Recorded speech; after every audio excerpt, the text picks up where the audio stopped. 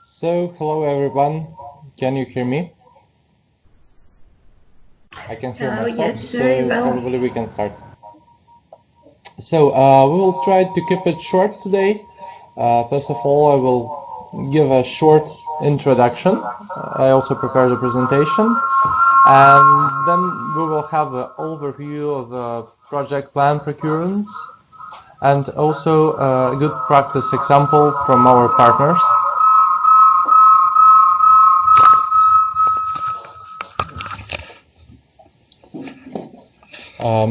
So let's get to the presentation at the beginning, and probably our other stakeholders will join us a little bit later.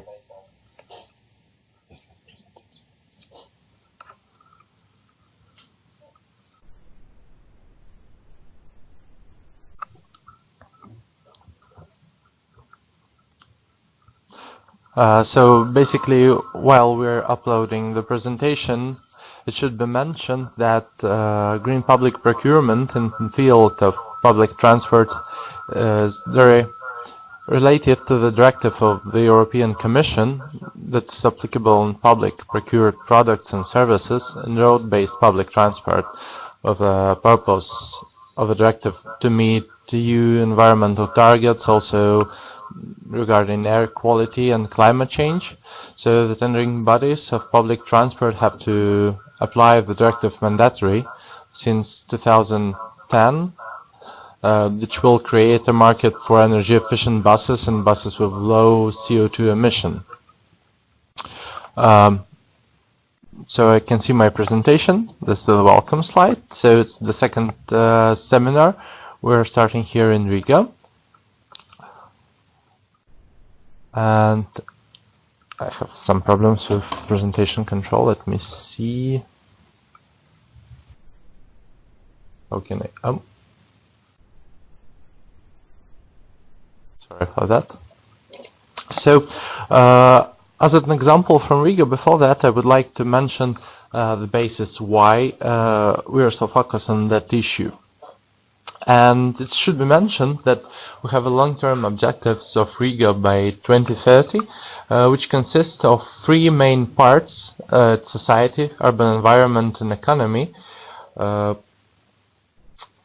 Basically, we can highlight one unite word: it's opportunity. So we provide opportunities for society, for companies, in order to foster the economic growth. And green public procurement is one of the tools how we can impact the modern market and to supply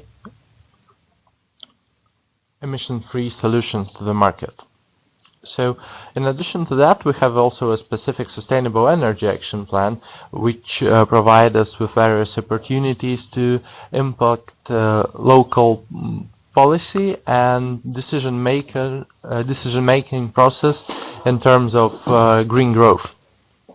As you know, the green public procurement is also a part of a circular economy framework, so it really fits into the framework of sustainable energy action plan as well.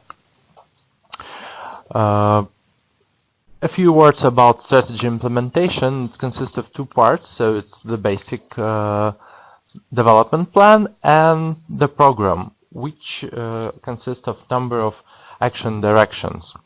And one of those directions is a well-balanced traffic infrastructure and organization, which relies to the whole segment of a public transport. But in terms of green public procurement, I would like to highlight some specific points. First of all, speaking about the effect on reaching the long-term objectives, there are need to plan to provide objectives to provide convenient and ecologically friendly service of public transport, as well as provide environmental availability and inform education. So it goes in line with Greenest project. And in terms of priorities and key principles, 2 points should be mentioned: that there's a priority measures for the improvement of air quality, which could be enabled by introducing more and more emission-free vehicles to the common grid, and optimization of transport flows, which also help to reduce pollution, but it's more about IT solutions, not the very technical buses. So, in terms of electric buses in Riga, during the Greenest project, we made a procurement for 10 electric buses using hydrogen units. As you can see from the graph, it consists of AC unit and transportation containers, but the procurement was for the whole product, not the some specific parts.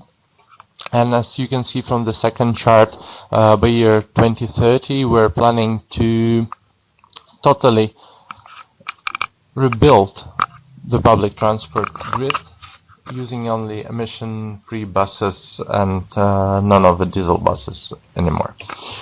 So that was the last slide from me, but I would like to mention in common sense of the policy needs and opportunities in terms of green public procurement in the field of public transport. So basically during the project we developed not only the tools for other stakeholders, but there's a number of lessons learned, some volunteer agreements that we delivered. We also impacted the national approaches.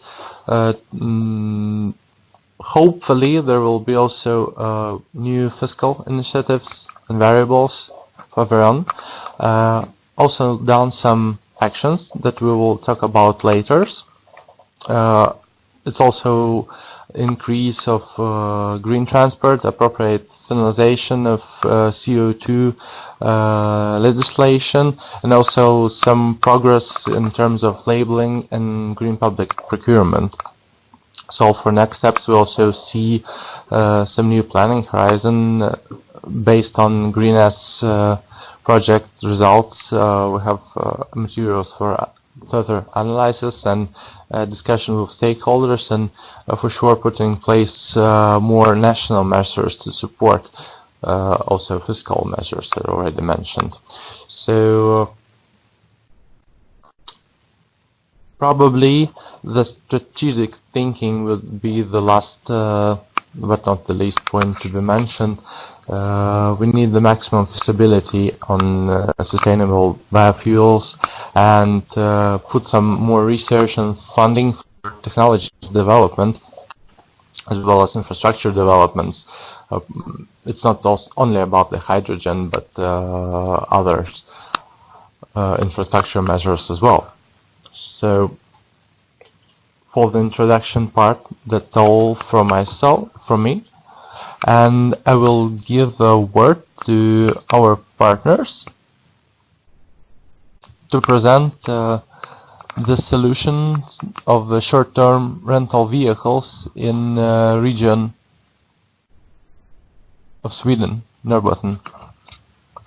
So, could you continue the webinar, please?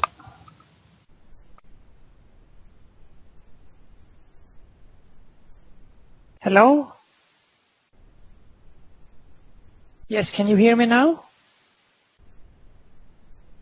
Yes, we can hear you very well. Yes, great, thank you. My name is Isabella Katsiminis. I'm representing the North Sweden Energy Agency, and I'm here to present the procurement that we've done in the project Greenest together with the region of Norrbotten. So I think there might be a presentation that can be shown.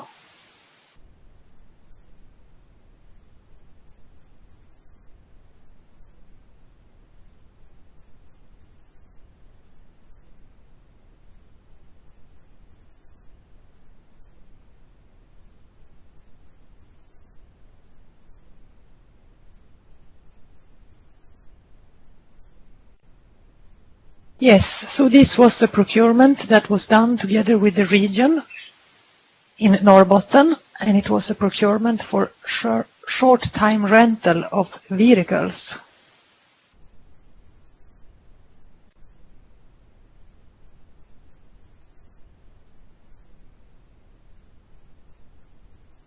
Okay, I don't think I can change the slide.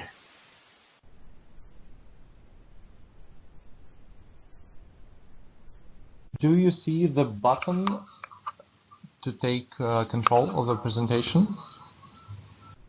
It's near the microphone button. In the up of the screen, if you see all the participants. I can see that you have the control on presentation. Maybe try the arrows on your keyboard.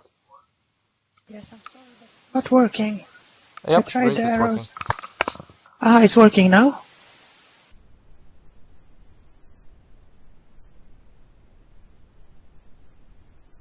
Yes, now it's working.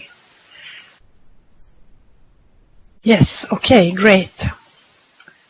So, we have also invited the partner from the region, but unfortunately he was at a business trip, so he could not participate. So I will do the presentation by myself.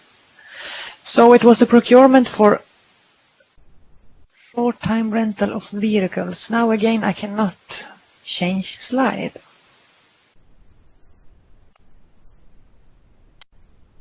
Yes, now it's changed. Okay, anyway, this was a procurement where the region wanted to make a new tender for rental cars. And it included the resorts that is shown on the PowerPoint. Luleå is the main, like you can say, the capital of this region.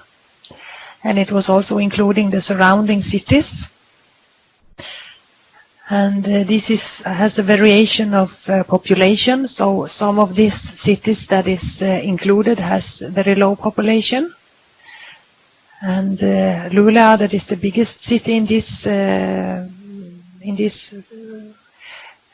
within these different cities has about 75,000 people population.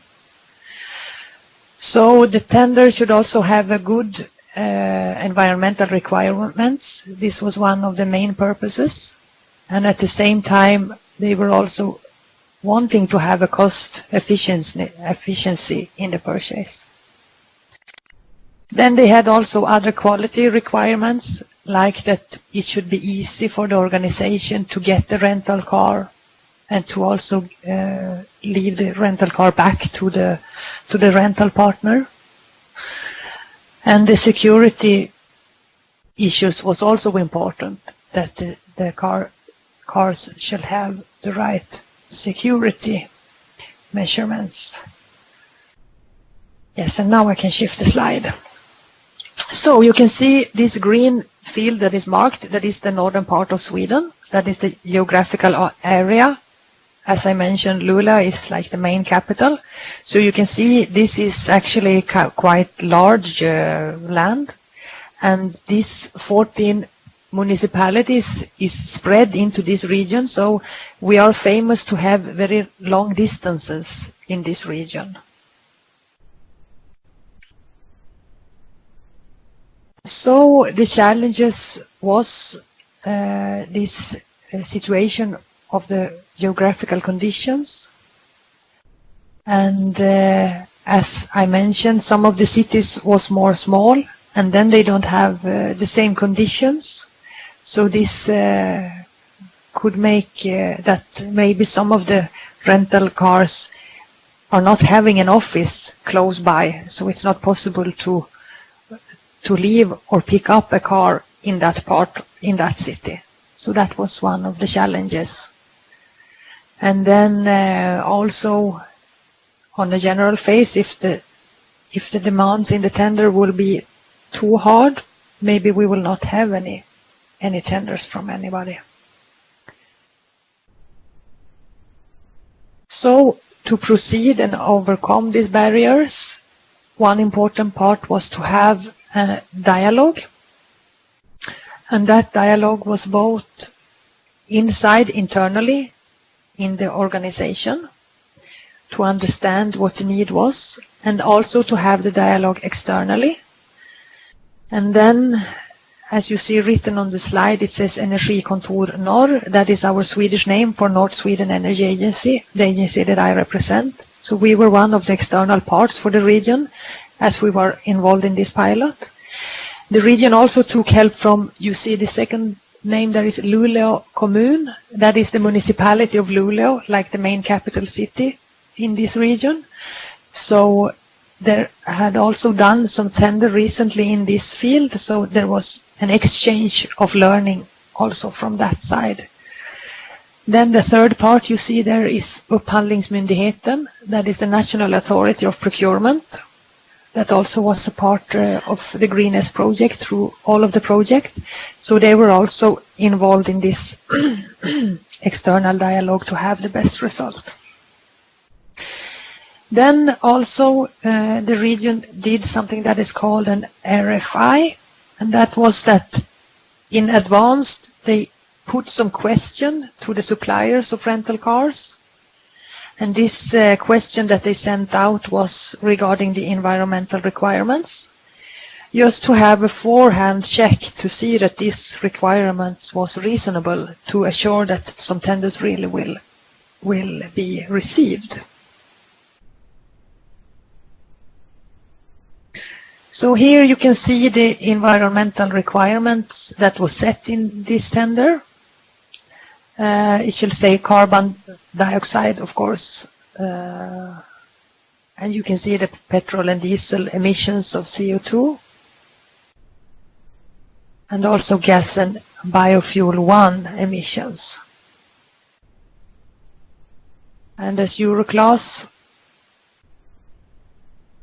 vehicles were set to at lowest meet the emission requirements to Euroclass 5. And if there were going to be any new purchases of vehicles during the contract period, this vehicle shall have at least met the requirements of Euroclass 6.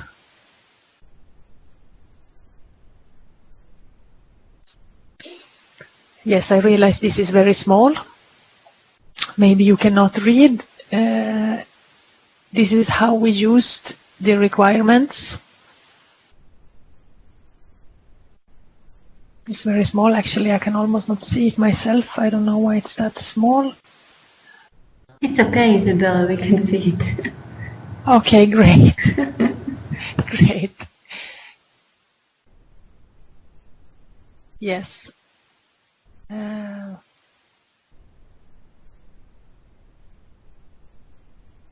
Yes, so this was how they have put it. So in the left column is the class, the car class, and on the right column is the amount of environmental cars that was required. So on the left side it first says smaller car as small car class, and then the share was that all cars must meet any of these above requirements. And then the second car class was larger small car class, and then again the same requirement were set that all cars must meet any of the above requirements. Then the third car class was middle car class, and then it was set as requirement that 80% must meet any of the above requirements. And then for the large car class, it was said that 50% must meet any of the above requirements.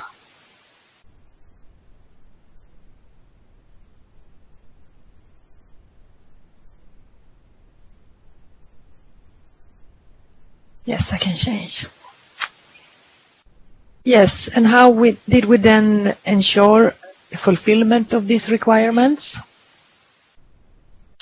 So one thing we did was that we asked the suppliers to submit in conjunction a signed-in list of cars that they will use in these agreements.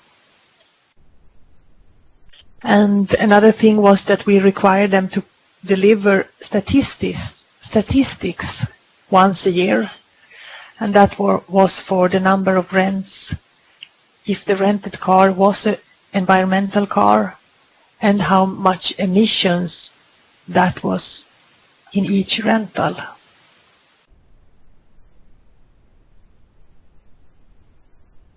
So, finally, as a result of this tender, we received and signed agreements on all the location that was shown in the beginning, except of 2. So that is my presentation from this Swedish tender that was done in this rental cars. So I thank you very much to everybody for listening.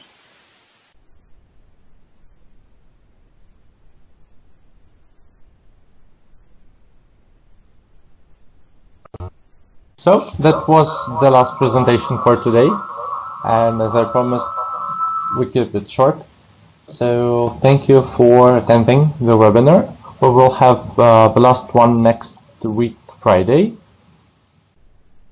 and we will be very thankful if you could find time to join us next Friday, 12 o'clock or 11 Central European Time. Thank you. Goodbye.